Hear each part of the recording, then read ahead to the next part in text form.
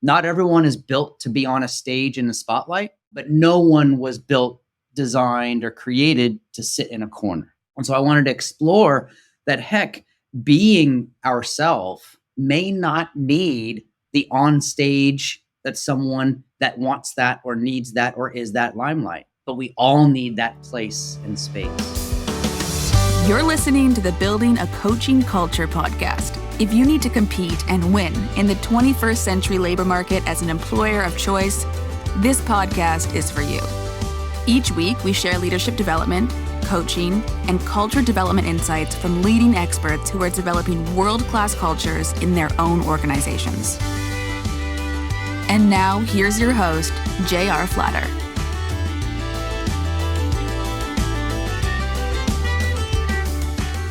Hey, everybody. Welcome back. J.R. Flatter here. And this is our Building a Coaching Culture podcast. And as always, I'm here with my co-host, Lucas. Hello. How you doing, Lucas? Good. Anybody hasn't seen, Lucas wrote and published a song for his bride a few days ago. It was amazing. I got to go back and watch it again. I didn't write the song, but I did perform it. And thank you. We're going to give you that one. Good job. We have a distinguished guest today, Dr. J.W. Womack. And I'll let you talk about all that, your journey through your doctorate and your practice of what you're doing, both personally and professionally. So just remind everybody and you, JW, who our audience is leaders of complex organizations, competing and succeeding in the 21st century. Like you've been studying and practicing leadership for a long time, and a lot of what leadership is and all of that has remained pretty constant, but people's expectations of the organizations, Lucas says he looks out at his career. There's no 50-year horizon there that he has predictability about what it's going to look like. So we're talking to them about how do you become an employer of choice in the 21st century. We think it has a lot to do with your culture and what style of leadership you have. And so that's why we talk about building a coaching culture. So with that, I'll pass it to you, JW. And this is one of the times, I know you're a humble person. This is one of the times I want you to tell us all about you and brag about yourself.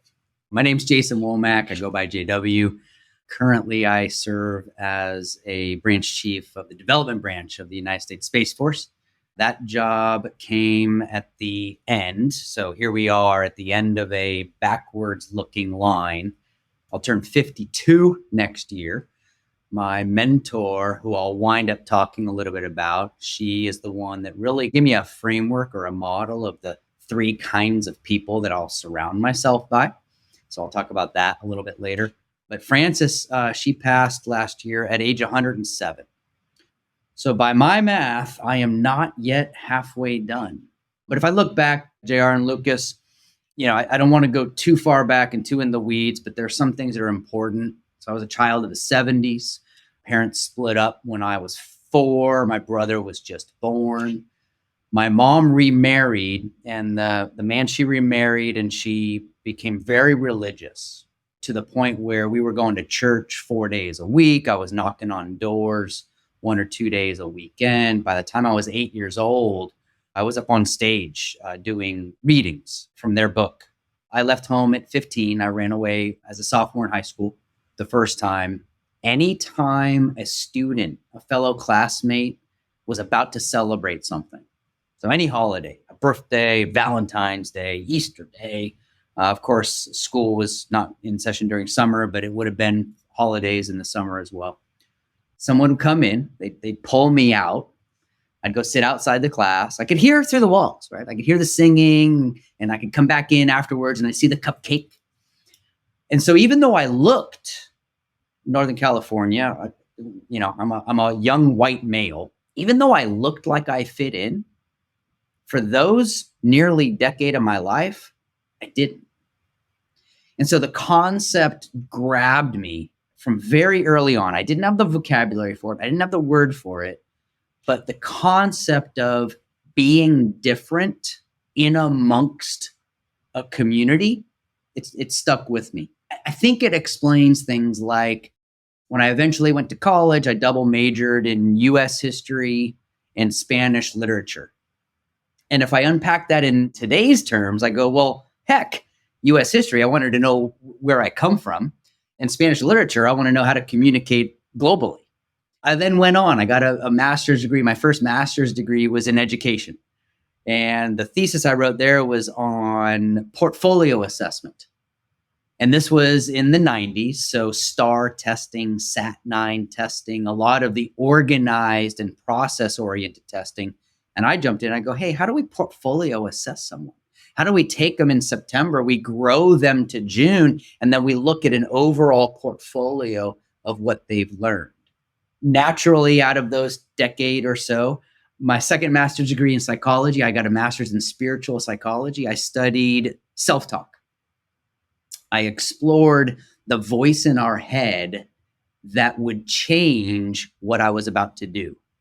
Or what I found more and more again, the voice in our head that stops us from attempting.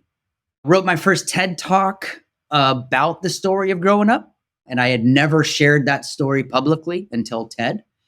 And that one was, the thesis of that, JR, was not everyone is built to be on a stage in the spotlight, but no one was built, designed, or created to sit in a corner. And so I wanted to explore that, heck, being ourselves may not need the on stage that someone that wants that or needs that or is that limelight. But we all need that place and space. All of that along the way, I started a coaching firm. My wife and I started a coaching company in 2007. And from 2007 until 2019, I positioned myself in, and I was the coach that companies hired for their recently promoted managers. That was my spot. So if someone was going through organizational change on a grand level, I would hand that off to some of the community members I had. I would get calls from directors and managing directors who just got pulled up from the VP or director spot. And it was always the same. Hey, I've just been selected to be the manager from my peers. What's going to go weird? And so we found that there were some behavioral, psychosocial things that we could address through the coaching process, not the mentoring process. And I know you explore that. But the words, as you were sharing early on, you know, when you said competing and succeeding, I wrote down the word game. And so I think it's important to know, folks, as I cage some of my responses, from the age 8, I played a game of survival. I played a game of finding a way to fit in. I played a game of finding out and then feeding back to people what I was able to somehow intuit, or I had the chutzpah to say, here's what I'm seeing and what you're doing and what you're getting. I always learn every time I listen to you. So it strikes me that you have a strong respect for academia. You spend a lot of time in the classroom. You continue to spend a lot of time on the other end, in front of the classroom. Talk to us a little bit about scholarship and practice. Where do the two come together as a manager or a leader? Yeah, I think the beautiful thing, and this is where I channel my inner Albert Einstein, right? The beautiful thing here is I will pay a lot of money, a lot of time, a lot of attention, whatever the currency is that you've got out there, leaders. I will pay for a better question. It's why I go to therapy. My wife and I go to therapy. I mean, why wouldn't I? I go to the doctor, get a checkup. Why wouldn't I go to a counselor? And I remember in one of my early sessions, I said to the therapist, I said, look, I would pay you if you could help my wife and I argue about something new. And so leaders out there, like, wouldn't it be cool if next year we were arguing, upset, if we were emotionally moved because of something new, not what we were carrying from 2023? And so where I see scholarship and practice, and in full transparency, my doctoral work was an EDD, so an educational doctorate. How'd you make the choice, right? Because I could have gone PhD, I could have gone EDD. The Juris Doctor one was totally out. So not doing the law thing. But when I lined them up and I said, great, PhD, their hope and goal is that they're going to produce a theory. They're going to produce new scholarship. And then what I said is, well, wait a minute, man, there's so much going on in theory of motivation and theory of influence and theory of organizational change. If I take those as the triad that come together, I go, what's the missing connection? And so the work that I did for 3 years out of the University of Southern California is I wrote a dissertation on reflective practice. But / however, it wasn't reflective practice on what I did. It was reflective practice on how I felt. And so in the interviews, when I asked people, I had to start with, so what did you do? How did you reflect on that?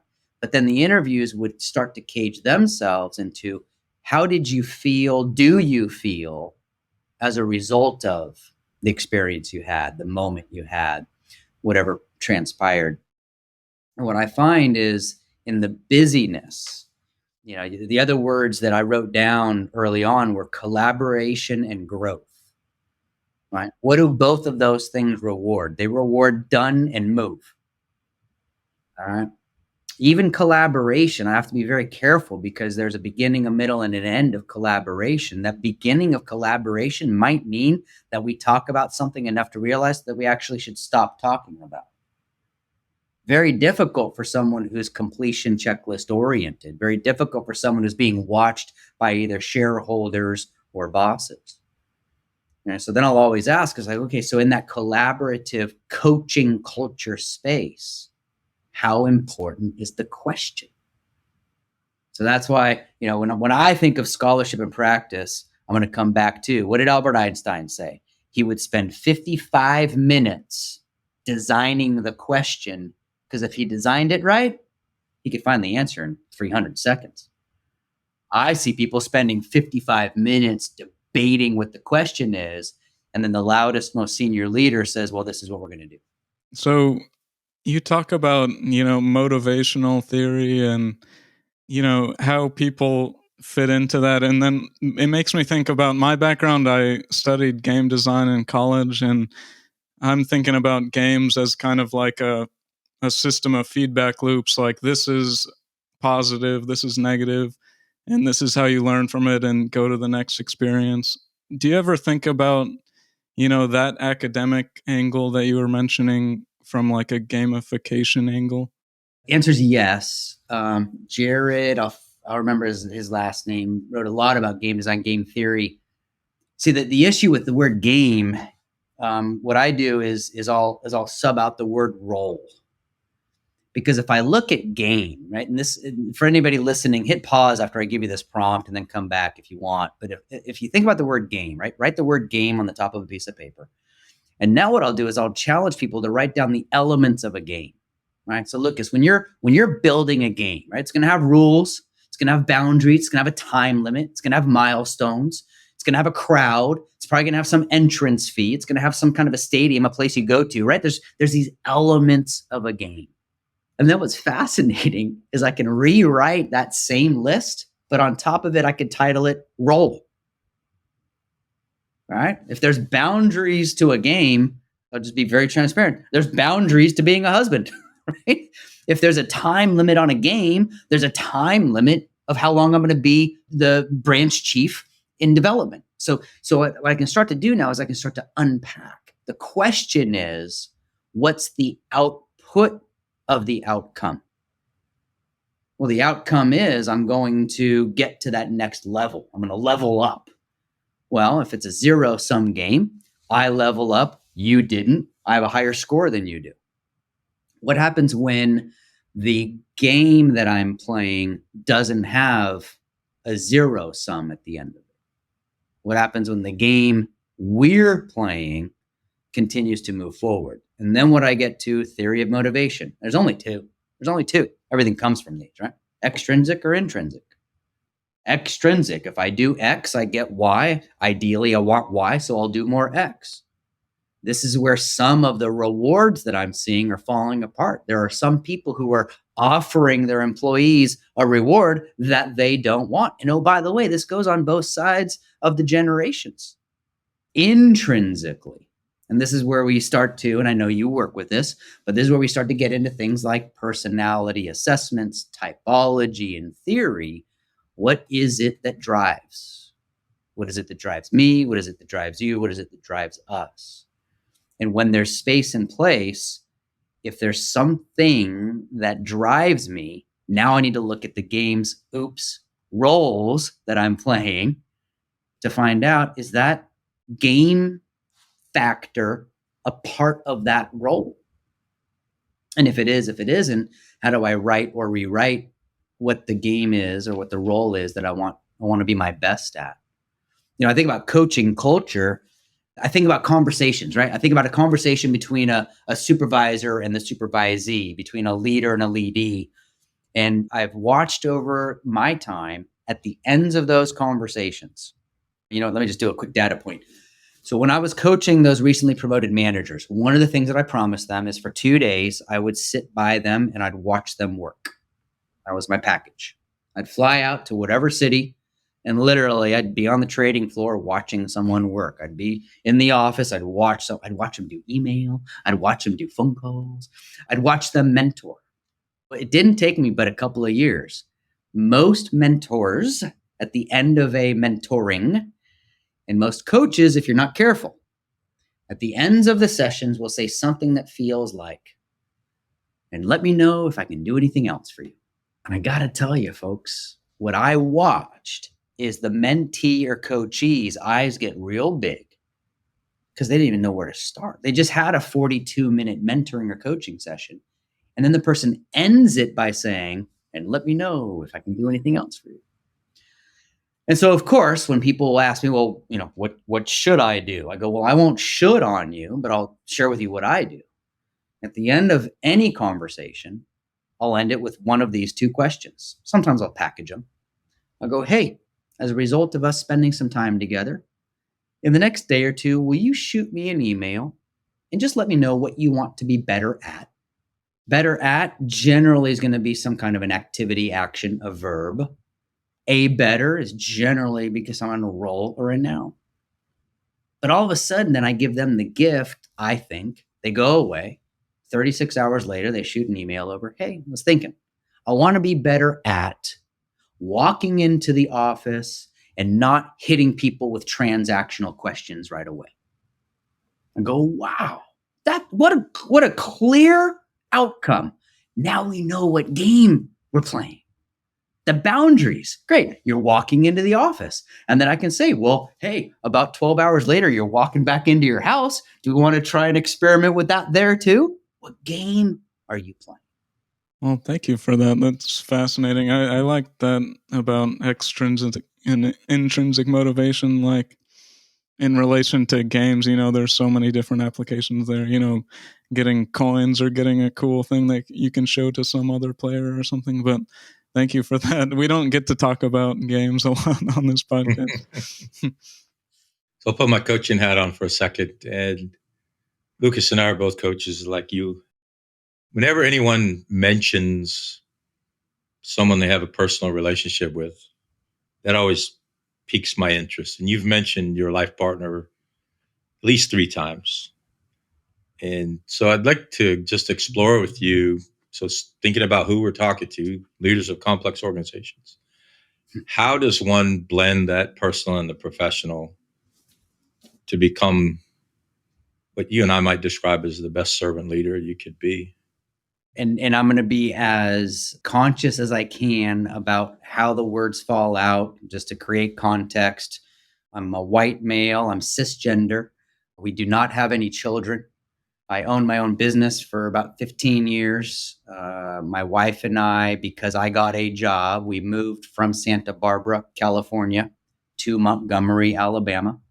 We did that in the same year that Jody's best friend and her mom, so same person, was diagnosed with Parkinson's. And so with all of that as the foundation, I'll probably say some things that some of you listening to this will not necessarily find offensive, but just this is my experience, my perspective. I've known Jody since we were in college. We've been married for 24 years next week. And early on, my grandpa gave me a piece of advice, and then my mentor, Jim, gave me a piece of advice. My grandpa said, do not go to bed angry with one another. And I'm here to tell you, in 30 years since we met in 1993, there have been some late nights because I want to honor the original JWW, Joy Wayne Womack. And if he gave me that as the one single piece of advice, Jim said, want better for each other. So when I think about and when I see people in partnership with one another, people say they love one another. And then I just watch how they're cheerleading one another. And if Jody were here and if I were here, I mean, you think I deflect attention on me, she takes it to another degree. The things that she has done, I will continue to cheerlead and from the side of the stands, I'll go on and about, and vice versa. Want better for each other. Want better for each other. And it's hard. It's hard.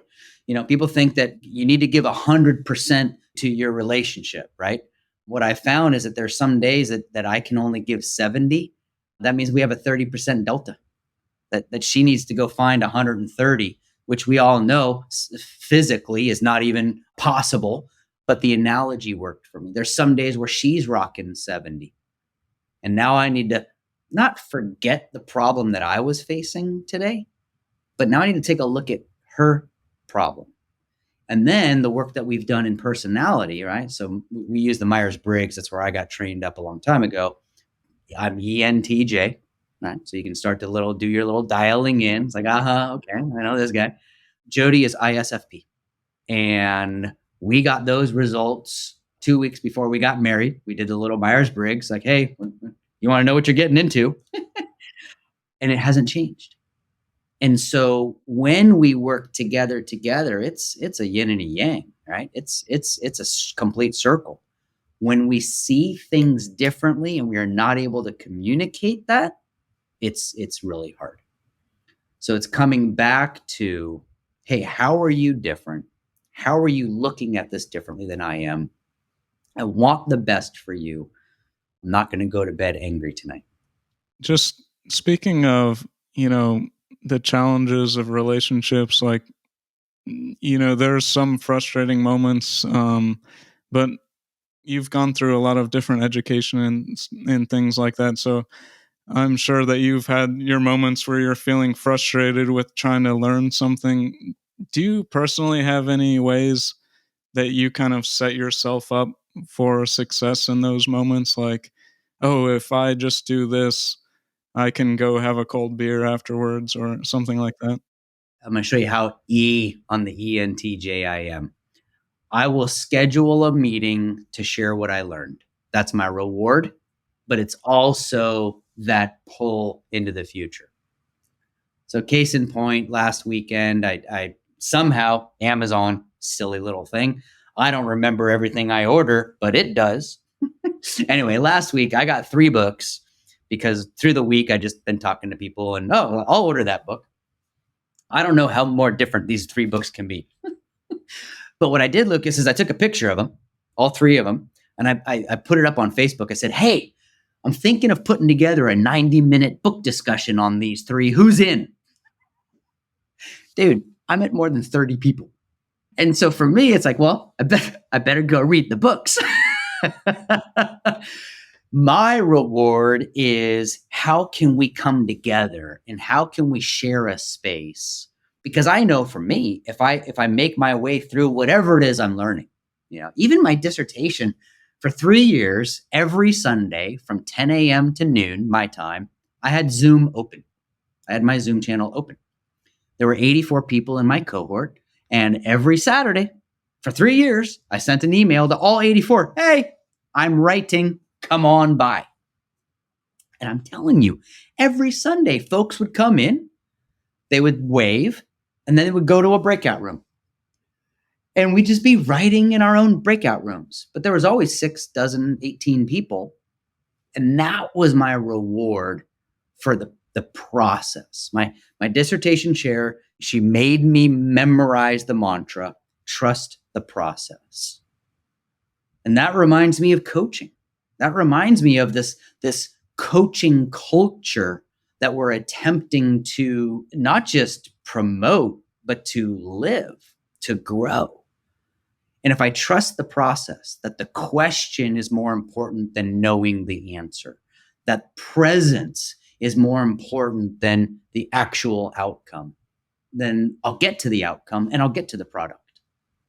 As we go deeper and deeper into the 21st century, we're already a quarter of the way through the first century of the new millennia. One of the themes that I see emerging, and this is, in my judgment, a negative theme, is the idea that work is less than noble. And, as a person who has worked a lot to get where you are, I'd love to hear your thoughts on that. Well, first of all, I need to go look up the word noble. Having or showing fine personal qualities or high moral principles and ideals. I wonder what the end looks like to people quite often. Because what I hear people talk about is I hear them talking about the next finish line. Stephen Covey tried it, right? Stephen Covey, when he wrote 7 Habits of Highly Effective People, but even the work that he did back before for the church out in Utah, he had them run through the eulogy, which I get it, right? It's very stoic. I'm surrounded in a world, right? So 4.5 years ago, I'm date stamping this podcast. 4.5 years ago, Jody and I decide we close Get Momentum and we put Womack Company on hold. We moved from Santa Barbara to Montgomery so I could teach at Air University, the United States Air Force University. And I got surrounded by people who I was working with. All of the folks that I taught alongside were lieutenant colonels. Every now and then I get a rogue senior master sergeant. So lieutenant colonel, what's that, 10, 15, probably 16, 13 to 17 years-ish. And do you know what was on their minds? It was promotion and or retirement.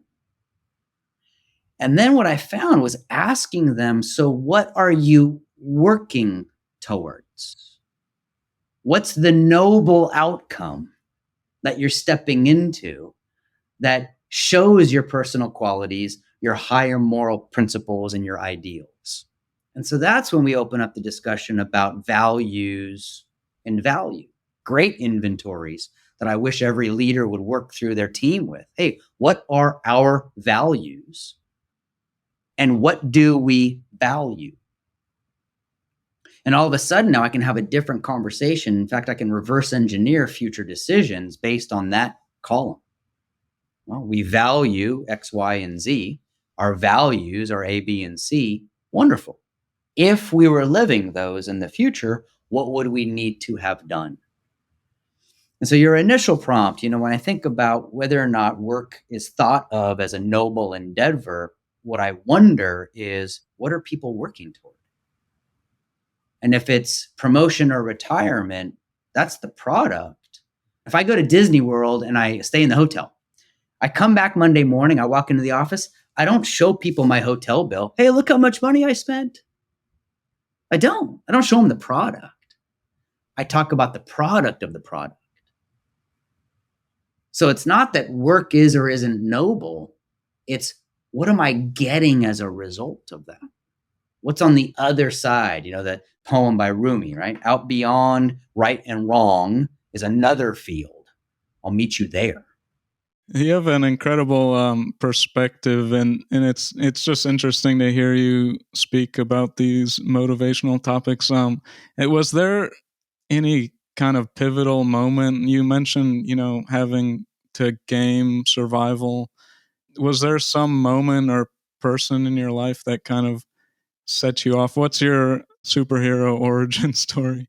Having to decide if I was going to do the work. And I've had that happen twice in my life. And they were both life things. So when I say the work, I mean it in the, the Byron Katie view. Like there's the work of life. If I look up the word work, activity involving mental or physical effort done in order to achieve a purpose or result. It doesn't say anything about salary. It doesn't say anything about time off. It doesn't say anything about, TDY or taking a business trip. It's mental and physical effort in order to achieve a purpose or a result. And so there were 2 times that I can look back where I had to decide, hold on a second. The world will happen at me, around me, to me, for me, pick your word. Am I going to do the work? And both times, those are the big ones. Underlying that has always been, it was always self-talk work. It was always value, self-value work. And it was always releasing judgment work. When I let myself, and it's human, when I let myself judge what happened or what they did, that's when I fall backwards. When I let go of the judgment, when I let go of the story that I'm seeing through my eyes, and I go, I know there's another story. Was it? There's 3 sides to every story. There's what I think happened, what they think happened, and what really happened. But even then, I can get into the mental part of it and spin around in that. For me, I'm going to decide to do the work. What's the work? For me, it was open up a piece of paper, take out a pen or a pencil, and I just write down 6, 12, 18 months from now, what I want to be, do, or have. I got that from Peter Drucker. So the work for you is whatever feels like the mental or physical effort on your way to achieving a purpose or a result. Yeah, good stuff. And I love to hear you talking about releasing judgment, because part of our learning model, we help people build houses of leadership. It's central to the way we think and teach leadership, standing on a foundation of courage with several pillars and enabling characteristics. One of the central themes is we all get to build our own house. I have mine, you have yours, and we will not judge each other's houses. The only way the 2 houses come together when we talk about what are we going to agree upon so we can work together, and keep that list as short as possible. And it should probably be existential, right? We cannot achieve our mission, our goal, our purpose without these few things. Treat each other with respect. We have, I think, 5 core values in our 21-year-old company. And it was 3 for the first 20 years and 9 months. It just changed. The millennials updated it from my boomer 21-year-old ideas. But it's short and sharp and crisp. And anything else, the way you wear your hair, the way you dress, that's yours. So Lucas always gets our last question. So I'm going to try to do something relatively quick then. You mentioned very early on, and I love this idea. I've never heard you expand on it. The voice that stops us. And I think it's just beautifully phrased. And so I'd love to hear more about it. Yeah, in my work today, without this philosophy, I could run this and it would sound like, why don't they just? Why aren't they? How come we don't? And so when I hear those things now with this philosophy, I assume, and let's just go 99.999, I assume that the person that I'm thinking that about, the person that's not doing, the group that's not doing it, they're not doing it because they don't want to. They're not doing it, A, they never even thought about it, or B, they hadn't thought it was possible. And so that's why I get mentored from dead people. I love this philosophy. If someone's dead, I'll go read all their stuff. And if they were old, if they were alive recently enough to watch their videos. Why dead people? Because they can't mess up any more than they've already done. I'm always worried when someone alive gets some lifetime achievement award. It's like, they were born after Facebook. But what happens is I go read about these biographies. I go read about these people. And then what I love to do is I like to go find people that the books aren't written about yet. The websites aren't developed about yet. That the History Channel has not done a documentary about yet. Because what I find is that as I explore the thoughts I have, I'll read something that someone did, was, or had, and I go, wow, I never would have even thought that was possible. And then this is the careful one. My next thought is, I could never do that. or I wonder what I would have done with that. And those two binary paths, I believe, and this is my opinion, not endorsed by the Department of Defense, I think it is easier and it's even rewarded for people to say, I could never do that. You know, here's a story, Lucas. You asked about a moment. I'll give you a third one. I was teaching, this must have been 1998. So I was 24. And I was teaching 16-year-olds, 15, 16-year-olds, high school. Took them on a field trip to Barnes & Noble. Ooh, I'm going to go to a bookstore. And I had about 20, 25 kids. And Jody and I were on this side of the magazine rack. You know how they used to have the magazine racks in bookstores? And I could hear some of my students on the other side, females, and they were having a conversation. And here's what I heard, and it set me off. I think it's why I wrote the paper on self-talk, JR. I heard one girl say, "Oh my gosh, she's so pretty. I could never be that pretty. I'll never look like her." And I know this. I mean, this is a memory I have from 2.5 decades ago. One of the concepts of how do I multi-manage the voice in my head? How do I wonder what's being said? And how do I manifest something on the other side? Self-talk. We do. It's not a matter of whether or not we do it. It's in what direction do I let it continue in. So a couple of weeks ago, JR and I were talking about building an environment that makes your team successful or makes yourself successful. And we were talking about, Ted Lasso's locker room and how he has all these different elements around. And it looks like your office is really deliberately designed. Can you tell us a little bit about, why you built it this way, why it looks this way? So when I was writing my third book, long time ago, I had a mentor of mine, Larry Chambers, and he's written more than 50 books, prolific author, amazing mentor, great friend. He told me, he said, "Hey, as you're writing, go grab out of your magazine stack, rip out a picture of a person and write your next page to them." So, Larry, hey, if Larry says it, I'm going to go do it. And so to this day, and I wrote this book back in 2012, to this day, I can open up that book to a page and I go, oh, I wrote that to Mother Teresa. Oh, I wrote that to JFK. Oh, I wrote that to Bruce Lee. So when I moved to Montgomery, and this is before COVID, right? This is before I spent most of my life in this office, by the way. When we moved to Montgomery, I did two things. One, I got the standing desk because I knew that if I was going to be doing this kind of work, I wanted to be able to stand. It's how I teach. And then I found this company that puts these pictures that I take from my iPhone on these little 8x8 squares. And what I did, and you only see what's behind me, but Lucas, they go all the way around. What's better is they're just double stick tape, so I can move them around. So literally, when I walk into my office, I'm being surrounded by my friends with, as you can see, the big whiteboard in the middle because I needed a space where I could. And then I give myself the challenge. I fill up the whiteboard every day. Sometimes I get to the end of the day and I write really big, but I know what happens tactilely when I take the vision, the ideas, and what I hear in my brain, and I see it. And then I see it in different colors. It's probably another podcast we could work on. Yeah, I think you're an artist in disguise or something.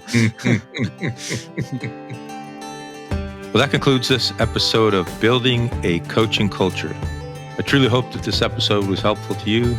If it was, be sure to follow us wherever you listen to podcasts. Maybe stop and give us a rating or a review and share this podcast with someone who might find it helpful as well. Thanks again, and we'll see you next time.